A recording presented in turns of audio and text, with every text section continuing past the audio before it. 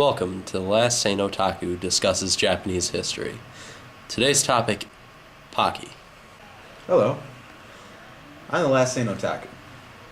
The history of Pockey is both long and interesting, and long. The origins of Pockey can be traced back to the late 16th century when Portuguese traders brought chocolate to Japan.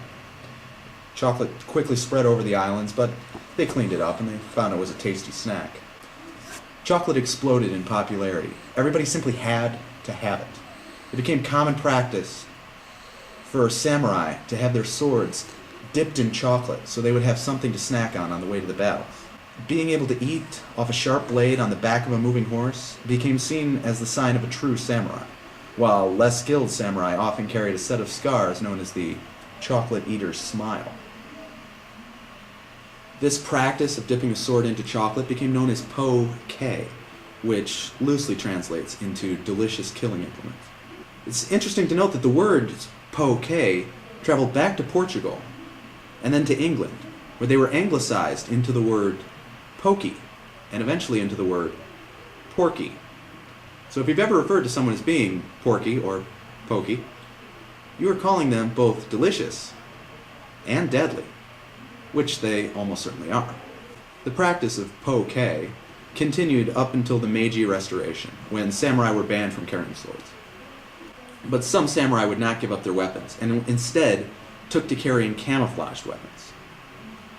Two of the most popular were the sword cane, which was a sword hidden in a wooden sheath, disguised to look like a walking stick, and the biscuit stick, which was a biscuit stick, a big one,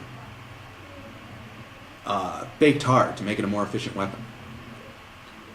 The biscuit stick had two major advantages that led to it being chosen over the sword cane as the new weapon of the samurai. The first was that it was edible. So if a samurai ever needed to hide his weapon, or if he was on a long mission where he needed additional rations, he could simply eat his weapon. And the second was that even the most skilled swordsmen at the time couldn't figure out a way to keep the chocolate from gumming up a sword cane. The change from steel to biscuit did not affect a samurai's killing power as much as you might think.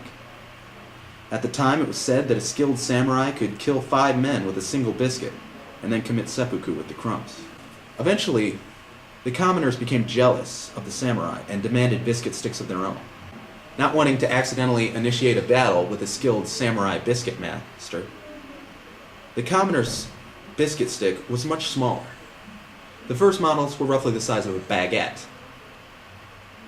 Then it shrunk to the size of a and eventually to the size we know today. These smaller sticks received the diminutive name poke, from which we get the word pockey, and which translates into small, delicious killing implement. With the Industrial Revolution, pockey could be mass-produced, and the Japanese wasted no time exporting them to the rest of the world, and the world embraced pockey. Pockey played an important role in the history of many nations, but as we all know, there is only one nation that really matters: the United States. Pockey reached the United States around the turn of the century, the last one, and was quickly integrated into everyday life. Pockey has affected American history in uncountable ways, and here I'm going to go over some of the biggest ones. We've all heard of the apple sellers that sprung up during the Great Depression, but did you know that at the time they were outnumbered almost 4 to 1 by the pockey sellers? It's true.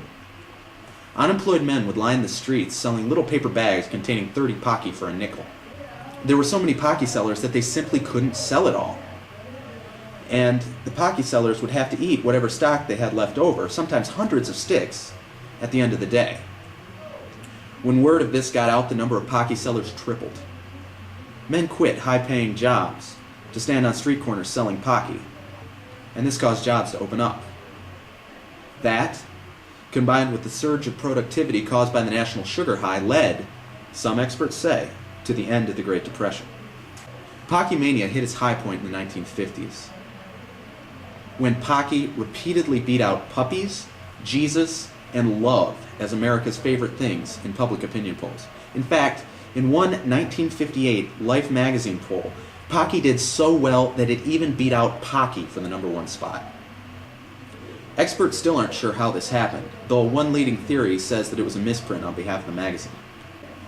In 1971, President Nixon completely severed the US dollar from gold and moved us onto what is known as the Pockey standard.